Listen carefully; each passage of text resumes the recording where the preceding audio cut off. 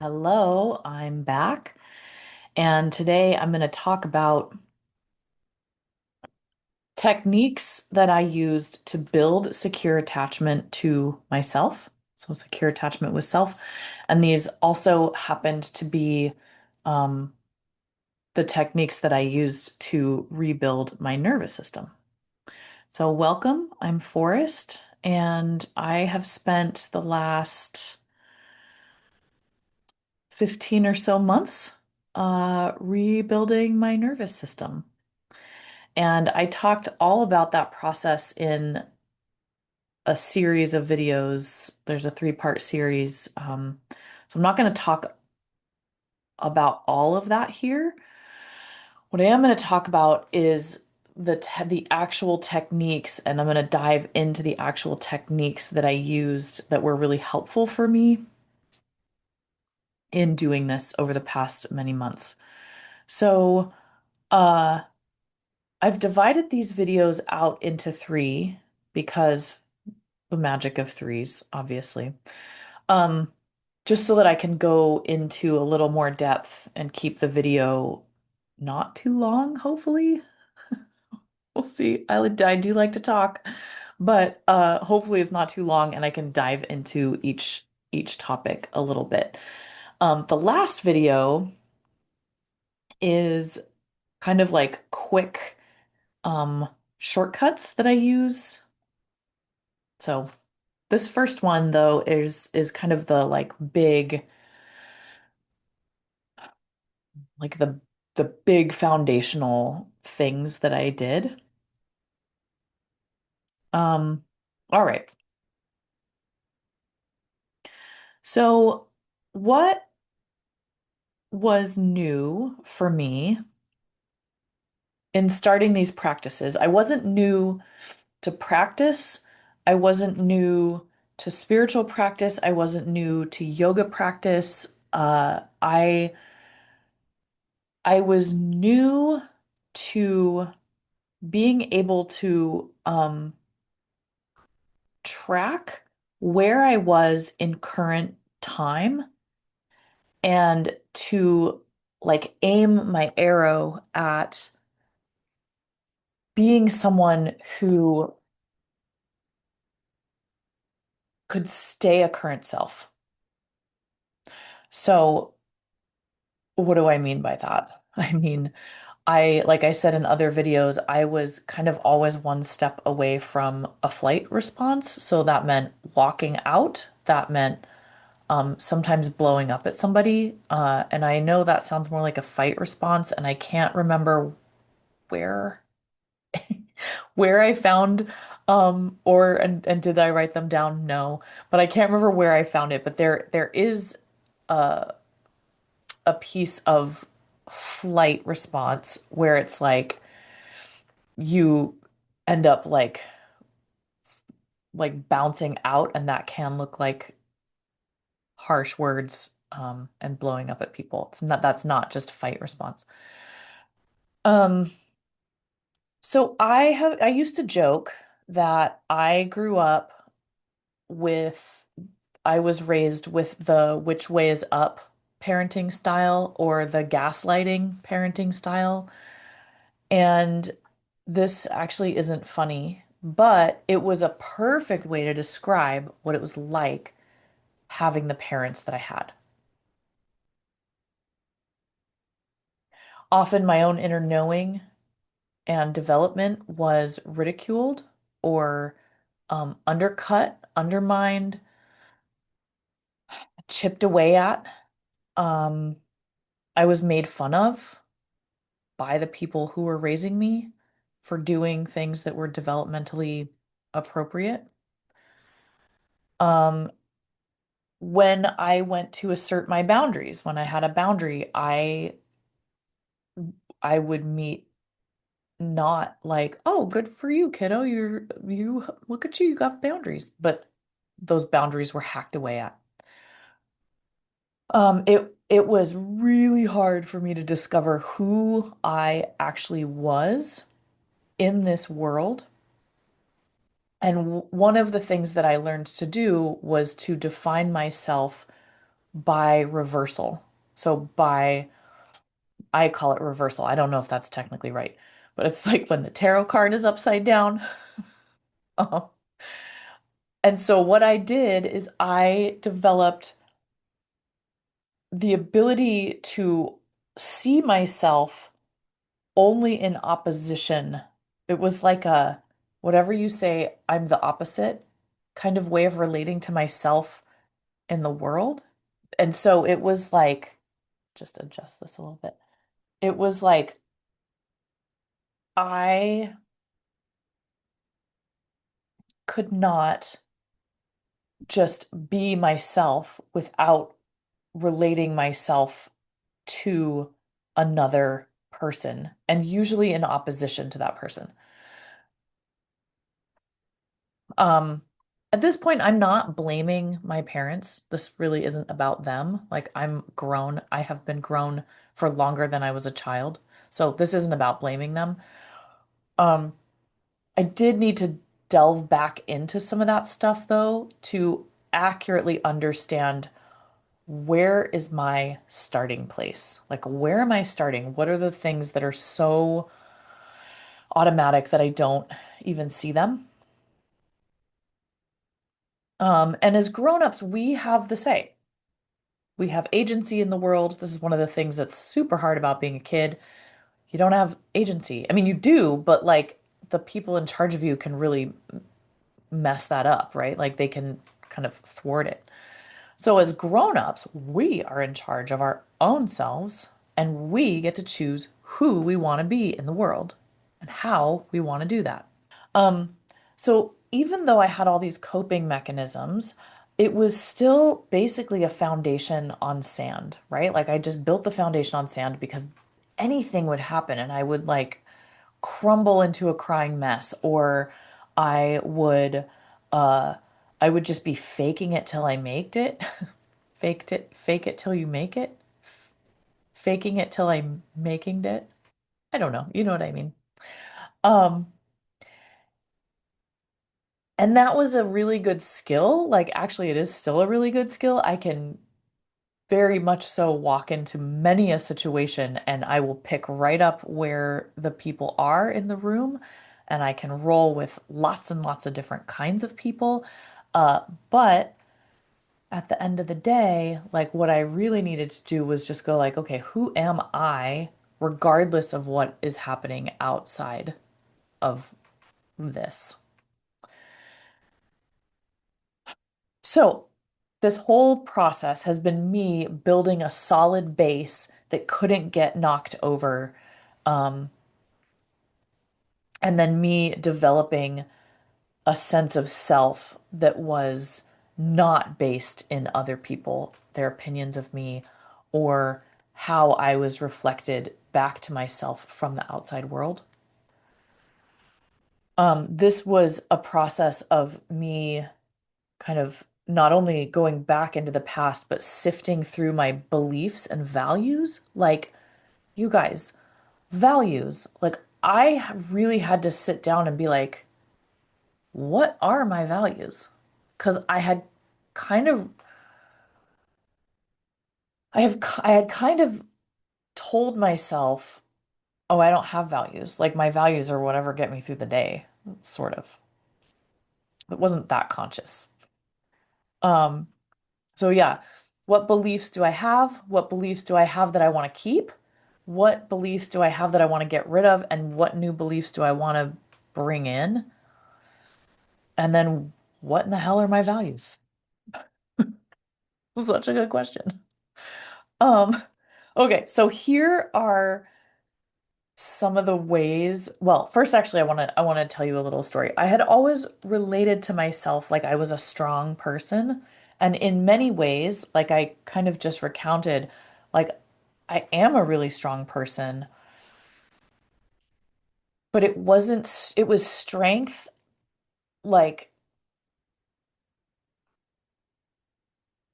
it was strength, but it was a coping mechanism, if that makes sense. Like it was like, oh, look strong, look like you know what you're doing.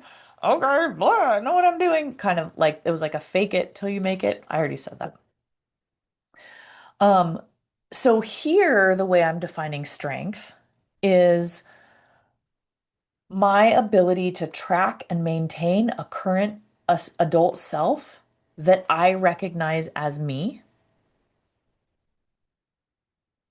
and also that I can get through a day doing the things I need to do, responding instead of reacting. And when I get dysregulated or I start to feel myself kick up into like an emotional flashback or something, I can get back to current time me. Okay, so that's how I'm defining strength.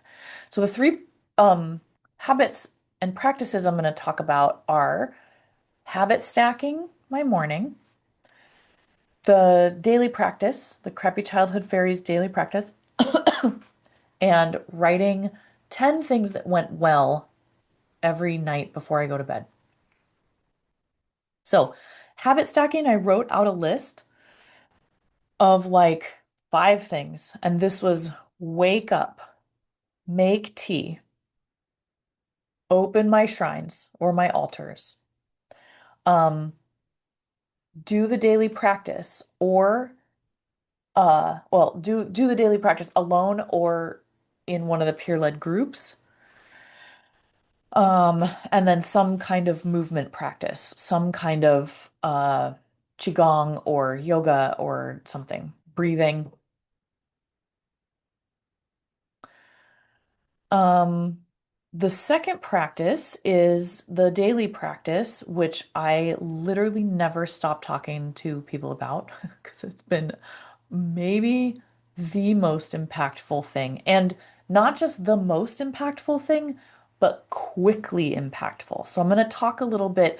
I'll let I'll link the hows and the what's and the how to in the description. I'm not going to go into that here. I went into that a little bit in my part one in the other series. So I'm not going to go into that here. But when I first started doing the daily practice, I had a flood of emotions coming up while I was writing the fears and resentments. I had uh I would do pages and pages and pages of the day of the fears and resentments, and I would s- finally make it. Like it felt like, sliding myself through a door, like a door that was closing, to finally make it to a meditation practice. And then I would sit and I would meditate, and I had so much physical sensations happening to me while I was meditating. And so in this meditation, it's a mantra meditation. And so you're just repeating one word. So you're saying release, release, release. And you're not saying it release, release, release, release. You're not saying it fast. You're just saying release, or you might say it twice, and then you just wait. This is training for the mind. In a sense, the word doesn't really matter. We want to hang something.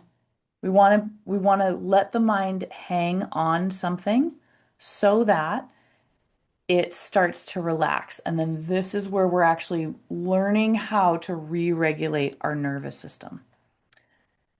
So when I started doing that, and I was not new to a meditation practice, I had been meditating for many years, usually with a mantra, although not in this more like transcendental meditation style. I was doing other kinds of meditation, and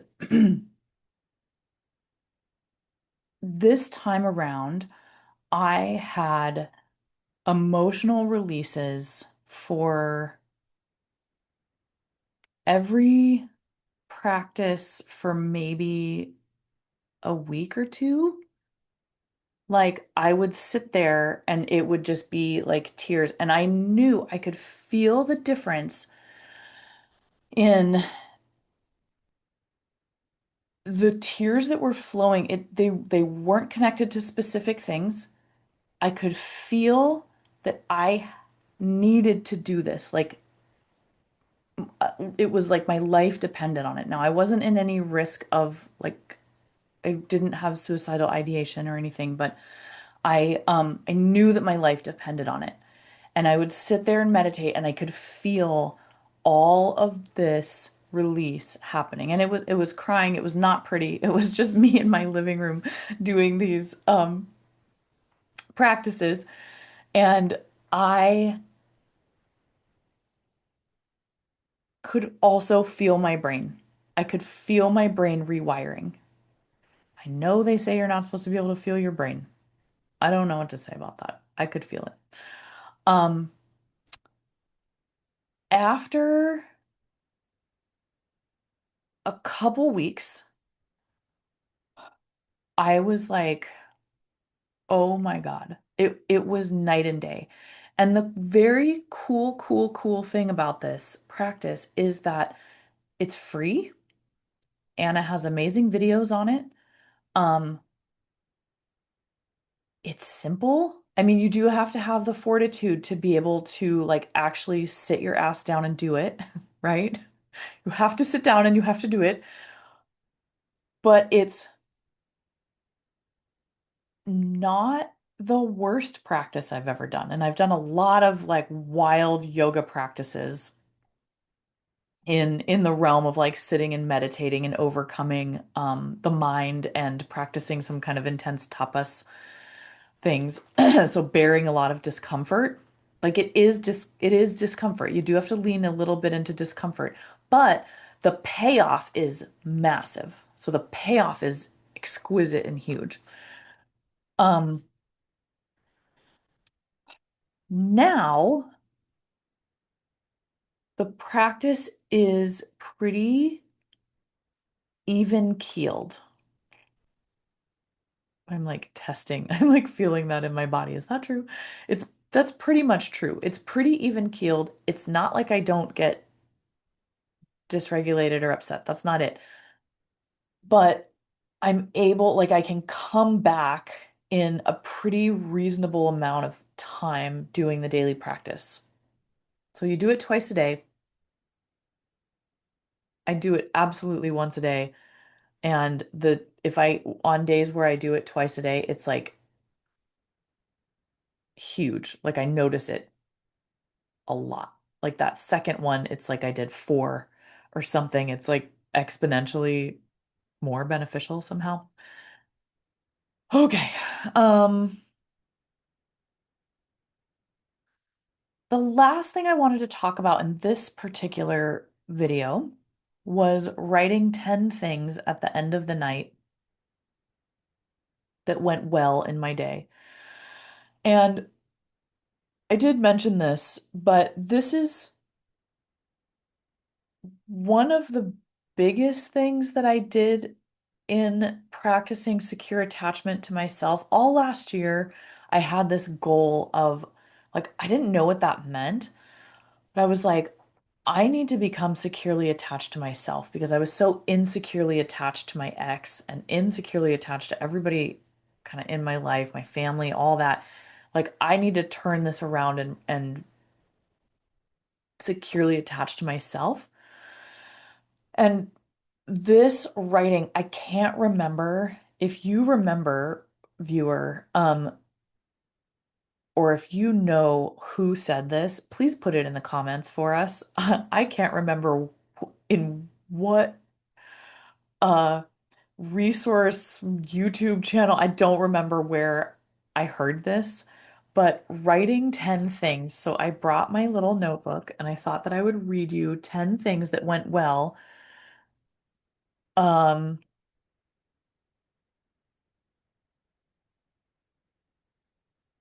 okay. So I have DP times one, Qigong, finished a blog post. Um, I can't read that one. Took the dog on a walk. I think this says chose not to do something. I don't know. I don't know what it says. Uh, oh my God. So I usually write this laying down and I'm like, on my way to Sleepy Town. Went to the chiropractor. Yeah, so my writing is not the best. Went to the chiropractor, hung out with friends, uh, communicated with a friend, um, hung out with a friend, tended my shrines. So these are just little examples of things that happened in my day that were good, that worked out basically well. And they don't have to be, those weren't wild and dramatic things. It wasn't like I got a book publishing deal or I got, monetized on YouTube. It wasn't huge life-changing things. It was like little things. And every night, even when I'm really tired, I still will write 10 things. And doing that, coming back to that practice, it is writing the 10 things, but it's also the choosing of writing the 10 things that is like, has built this sense of like, oh, I trust myself to be able to do this. Those of you that know, that understand what I'm saying, where like you grew up with people in your life that were undercutting your every freaking move as a child, you'll understand how big of a deal that is to get to a place where you're like, oh, like I'm just gonna do the thing that I said I'm gonna do, and then I do the thing, and then it's a positive feedback loop, and it makes me want to do that thing more. And then after some time of reinforcing that loop, you're then in this like nice, solid, foundational place. I hope that made sense. I think that'll make sense if you can relate to my how I grew up. Might not make sense if you just had people in your life that were like, "Good job. Oh, you're doing a thing. Good job.